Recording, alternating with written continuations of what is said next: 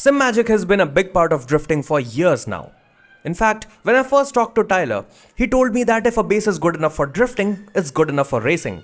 And it was. Still is. But in a recent conversation with Simagic, one thing became clear. The direction is evolving.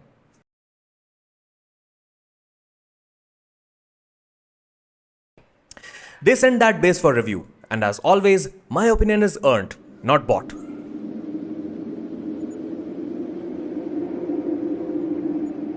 Let's start by addressing the elephant in the room. Why does this lineup exist? What is happening to the Alpha series? And is it a replacement? Before I explain what is going on, I asked these exact questions to the Simagic team. Here's what they told me. That's eventually the intention, an evolution of the Alpha, and then over time it will be phased out. No rush there though, it's meant to be a flagship, says Elliot. The Alpha Evo is the new flagship model. However, it's not a full replacement for the Alpha as they are not overlapped with one another, says Alvin.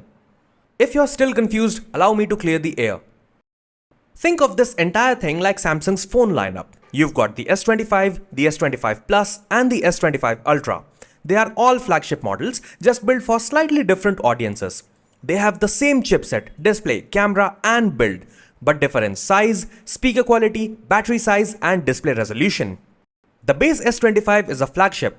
Still fast, still premium, but it's not the Ultra. It's not the top end. In Samsung terms, we have the latest S25 and S25 Plus, which is the Evo lineup. The Ultra is still last gen or Alpha U. This right here is yet to be updated. The Evo is still a flagship, but not the flagship. The whole reason why it exists is because of stuff like MacDock. It's giving the company a new shape. So no, this isn't a full-blown replacement, but rather a shift in strategy. Simagic is offering high-end performance and new internals at a lower price, but they haven't killed off the original Alpha lineup yet. And based on what I'm seeing, I don't think they are planning to, at least without a true successor. Because let's be honest, going from a 23 Nm base to 18 Nm, slapping a flagship sticker on the back of Evo Pro and calling it a day sounds stupid. Does not matter which angle you take a look at it from, it makes zero sense. I feel like the Evo lineup is a stepping stone towards something else, something even higher end, a new Ultra. Though I should also tell you that nothing has been confirmed as of yet. I did ask Simagic and they told me nothing. So here's how I'm treating it. If they are calling it a flagship, I'm giving it a flagship level scrutiny. Let's begin. This is the 18 Nm Alpha Evo Pro, the latest and greatest from Simagic, and frankly, I have mixed feelings. Starting with the shape, this has a rounded rectangular body compared to the old design. And it's not just the shape that has been changed, even the texture has been reworked. The old base had a smooth aluminium surface that would show greasy fingerprints. This one has a slightly coarse texture, like ultra-fine sandpaper or a less porous pumic stone. It could double as a nail filer if needed. Though I should mention that it requires a bit of rubbing to get rid of the dirt and debris. The old base could be cleaned with a single swipe. Personally, I'm not a fan of how it feels in hand, but that's purely subjective. The overall build has been changed. Wait. No, scratch that. Evolved. Because Evo. Gone are the days of an all-aluminium industrial design. This is the new standard. The motor enclosure is still aluminium, but the front and back plate is plastic. The quality feels decent and honestly, it looks like a well-calculated decision. Machining aluminium for this many ports and vents would have been expensive, not to mention demanding tighter quality assurance tolerances. Molded plastic is way cheaper at scale. But don't think that plastic is a better conductor of heat. It's actually quite the opposite. Aluminium has a thermal conductivity of 237 watts per meter per Kelvin, whereas plastic ranges anywhere from 0.1 to 0.5 watts per meter per Kelvin. Since the motor's enclosure material matters the most, the plastic front and back cover remain cosmetic shells. They don't matter much for cooling because they are not touching the hot parts deeply. Also, coming to the obvious, this time you get plenty of ports around the back and a tiny power button tucked in. To power all of this and more, a 450 watt power supply ships with it, so you're covered. Somehow it is more compact than Alpha U's 350 watt power supply. Now about the vents in the back. These are exhaust and is only on the left side of the base. Right side has the vents blocked shut. The intake is on the underside of the base at the front. Fresh air in, hot air out. Simagic claims this base features active cooling, and I wanted to open it up to see its implementation, its effectiveness, and all of that nerdy stuff, but I was asked not to open it. On the flip side, surface temperatures are also a crucial thing, so it'll be fun to see the real world difference this fan makes, but we'll cover it later. Coming to the front now, I'm not entirely sure why this plate is plastic, but considering there is a magnetic connector up top and RGB lighting around the shaft, I'm guessing there's another PCB sitting up front. The magnetic connector pin is for attaching displays. MacDoc, if you're unfamiliar with it, it was revealed in ADAC Sim Expo last year and seemed like a cool implementation. The QR design has been updated as well, but it still supports all old wheels. This base has a conductive slip ring, meaning a possibility for entirely wireless sim-up support. Now, this ring light, it supports telemetry, blinking for ABS, yellow flags, that kind of thing. The light itself is nicely done. It has a frosted covering that blends the LED into a soft, subtle glow instead of harsh RGB hotspots. In my time spent, I could barely see it, if at all. Realistically, most users won't see it either unless sitting fairly upright because the steering wheel blocks it, or unless you're sitting in a dark room with minimal lighting. The only time I noticed it was when the glow spilled onto my thighs a couple of times at night.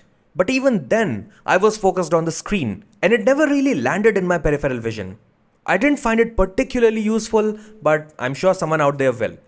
My camera is unable to capture it well, and I have to say it looks better in person. Also, you can turn it off. It seems like a cool implementation, but what isn't such a cool implementation is the absence of front mounting. The original lineup offered front, side, and bottom mounting options out of the box. This time, front mounting is sold separately for $50. Honestly, not a fan of that decision. For a flagship, charging extra for what used to be the standard doesn't make sense to me. It feels like a step backward. And that's the thing, it's a series of bold decisions, some practical, some puzzling. It's like you gave me a beautiful, deadly sword, then tossed it in a weird leather bag with a broken zipper and called it the future. But also, design is just one side of the coin. The other is force feedback. And this is where all the things that I pointed out start to fade in the background. Where all those weird choices suddenly feel a little bit more forgivable. Because what this base does on track makes a very strong case for redemption.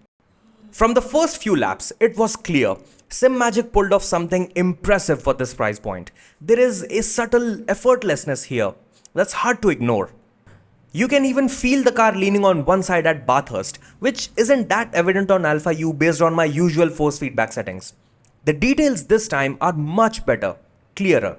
The overall feel is less digital, and the best part is how it behaves with little to no filter, as if it is a meticulously crafted god-slaying weapon forged by Master Hugh. If you know, you know. During intense racing sessions, both of the bases provide frequencies quickly enough that I rarely slipped out. Majority of the times I'm able to catch the rear end of my car, but an Evo somehow catching the rear is even more consistent. And in my opinion, it's not that the Alpha U is getting old or anything, no. It's just that with the Evo, Simagic has got the mechanicals right. What I have experienced with this base is nothing short of remarkable, and I truly believe that much of its performance stems from the motor. Sure, the 21-bit encoder is also an equal part of the equation, but at the end of the day, it's just a position sensor. In order to maximize its potential, it needs to be paired with the right motor. Pairing it with a subpar motor wouldn't magically improve its performance. The motor is where the magic happens, and like I have mentioned, they have got it right. Clarity has been achieved to this degree that even the electronic interference in the car could be felt easily by someone having no prior experience using high-end direct drive wheelbases. What stood out to me was how easy it was to distinguish when the car is understeering versus when it is understeering due to traction control interference. This base helped me find the right balance between assists. For example, when I increased the traction control from 3 to 4, the car behaved differently, just enough to feel that frequency. In Bathurst, turn 2 gave me a clear idea. I was fine with using traction control level 3 on my Alpha U until I gave Evo Pro a try. I realized that the car is not moving around the corner as efficiently, not behaving how I would have wanted it to. So I turned it down to 2, and while it did help me come out of the corner better, there was a trade-off. Either I could have driven it with slight interference at traction control level 3 or dangerously at level 2. In my opinion, it's stuff like this that makes or breaks someone's lap record or aids someone's driving style. Flat spotting is something which isn't a new frequency by any means, but is delivered here incredibly well. If you are unfamiliar with the term flat spotting, let me explain. When you lock up the brakes, the tire stops rotating while the car is still moving, essentially scraping one patch of rubber across the tarmac. This creates a flat spot on the tire, a section where the round shape is no longer perfectly round. With each revolution, that flat spot hits the road and causes vibrations, which you feel through the force feedback as a repeating thump or oscillation. Most bases are able to deliver this frequency because it was implemented with the game's physics engine properly. I was able to differentiate whether the flat spot is on the front left or front right. Again, nothing new, but the sensation is enhanced, resulting in an overall increase in immersion. I won't talk rally mainly because there weren't any noticeable changes in overall sensation. Dirt Rally 2.0 and EAWRC felt kind of same. RBR felt different, but I won't say it is better than Alpha U. Now look, all of this is great, but the real question is how does it perform against its older sibling? And when it came to pick one, I relied on my lap time counter because I can talk endlessly about how the base feels or how smoothly the shaft rotates or how it delivers the frequency seamlessly. But at the end of the day, if my lap time counter registers a delay of even as little as 1/10 of a second, something is off. Now obviously, this isn't do a lap and form an opinion kind of thing. I spent hours on each base finding the average lap time and personal best. It all started when I lapped Bathurst in a 720S GT3 Gen 1 in AMS2. I jumped back and forth to see if one can give me any advantage over the other. Alpha U went first and set a time of 2 minutes 7.1. Evo did 2 minutes 7 dead. And I kept pushing the car in Evo for another hour but could not get any faster than that. Jumped back to Alpha U, spent about 40 minutes, did a 2 minute 5.6 with an average lap time of 2 minutes 6. At this point, despite Evo's better force feedback, Alpha U held its own quite easily, which meant I had to jump back on Evo to see what more I could extract from it, but I was unable to. If you're thinking I'm getting better results on the Alpha U simply because I daily it, I would say you're not entirely wrong. Except I mainly do rallying and very occasionally do track racing. As a matter of fact, very recently I got into iRacing. So, no, it could not be the fact that I'm used to Alpha U. However, what could be the fact is I'm not used to the extra details. Despite Evo Pro providing more details in some of the areas, it wasn't giving me any real or additional benefit. Sometimes I was quicker on it, other times I was quicker on the Alpha U. Now don't get me wrong here, the Evo Pro is a really good base. Like I said earlier, there is an effortlessness here that's hard to ignore. It's just that in my case, I was already using a flagship, so the gains were minimal, if at all. With my Alpha U, I pushed really hard to get this time in Bathurst with a stock, no setup 720S GT3 Gen 1. But on Nürburgring, I was faster with Evo, mainly because I gained 0.2 of a second on Sector 2 while being a whole second slower on Sector 1. Man, I won, but I didn't beat him! If you're coming from a mid-tier or belt-driven base, you are going to love it. Now for the fair few, let me give you straight answers. Is it a good base? Yeah. Better than the old one? Yes, in some areas. Better to this degree that one might want to sell their Alpha and get this one instead? Yeah, no. I don't think so. You see, the Alpha lineup was already pretty good. This just takes it a step further. To me, the difference isn't large enough to justify an upgrade, and frankly, both of the bases are so good that it could actually come down to the driver. But again, this is my opinion for the Evo Pro, not the Evo, not the Sport. Now let's talk about the active cooling. First up, the fan is visible through the exhaust vent. Naturally, I was curious as to when the fan would kick in, what RPM it would hit, and whether or not it would make any sound, all that stuff. But as soon as I powered on the base, the fan did not spin, meaning it relies on the data from the temperature sensor, meaning it would spin once the base starts to heat up. To see if it is effective, I did a 1.5 hour session around the Nürburgring on Porsche 963. The constant bumps, high-speed turns and 963's downforce will demand enough feedback consistently to heat it up, which should be enough to ramp up the fans in theory. Before starting the session, the surface temperature was about 34.8 to 35 degrees Celsius, and I was using 50% of the base's overall torque output in game, which is 9 Newton meters. And after the session ended, somehow I was not surprised. The peak temperature was 47.5 degrees Celsius, which is well below the average range for a direct drive wheelbase. Interestingly, the fan never kicked in, suggesting either an extremely relaxed fan curve or that it only activates once the base crosses 60 degrees Celsius. That is just speculation, of course. If you're using the 9 Newton meter Sport or the 12 Newton meter Evo, chances are you're pushing the base harder, maybe even running it at 80% of its max output. In such scenarios, the fan kicks in more rapidly, more frequently, and thus it becomes easier to observe thermal behavior. But after seeing Evo do a good job, I decided to test my Alpha U as well. And I didn't set my base to 9 Newton meters. No. I used 50% of it, which is 11.5 Newton meters. Before starting the session, the surface temperature was around 35 degrees Celsius. And after 1.5 hours of pretty solid usage, it only hit a peak of 49.1 degrees Celsius with an average of 48.5 degrees, which is just awesome. Anything below 60 degrees for surface temps is generally considered cool, and even if it crosses that, it is usually by design. Regarding peak temperature difference, not that it matters anyway, I won't say that the motor enclosure of Evo Pro is made out of a different grade of aluminium, though for all I know it could be. Either way, the temperatures were really close, especially considering that the Alpha U is made out of full aluminium, does not have a fan, and running at higher torque. That is a strong result for both bases, and while I would have liked to observe the fan in action, the fact that it never needed to spin up speaks volumes. For most users, overheating simply won't be a concern in Evo Pro. Simagic's passive and active cooling combo seems more than capable, even when pushed. SimPro Manager got an overhaul as well, and starting with the startup animation, it adds a bit of pizzazz. I gave you pizzazz. Compared to the current version of SimPro, it's same in most areas except one, devices. Now we have a lot more sliders to play around with. Some of the stuff is common and some renamed, like the smoothness slider, now it's called filter level.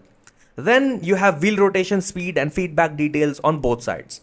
Then a slider called dynamic prediction level. It's just there to predict what frequency comes next. I haven't touched it because I didn't need it at all. Steering torque assist reduces the strength while cornering, but does not affect anything else aside from that. Then you have your usuals, damper, friction and inertia. And saving the best for last, slew rate control. Finally! While the official figures have been hidden from public, its implementation hasn't made a significant change in my experience. Whether I keep it at 0 or maxed out, I haven't been able to notice a significant difference aside from curb effects getting softer. Usually, slew rate affects the responsiveness of the base, but that hasn't been the case. It works a little bit like smoothing effect. Then you have all the customization for ring light. Most important thing first, it can be turned off. Then you have your brightness adjustment slider, and for each telemetry, the color can be changed according to your liking and preferences. Not only this, there's also an option to add more stuff for effects such as indicators, flags, ignition, etc. I didn't touch the lights because I never saw them after mounting it and frankly kind of forgot about it until now. So like I said, cool implementation, just not the one for me. So where does this leave us? Well, this product does not scream upgrade for existing Alpha users, but for newcomers or someone sitting in an older mid-range DT, this is the best option. It's a refined, mature evolution with performance that delivers. Just don't expect it to blow away its predecessor. Instead, expect it to earn its place, quietly, like a good base should. That's been it. I've been Dart Snape, and may the downforce be with you.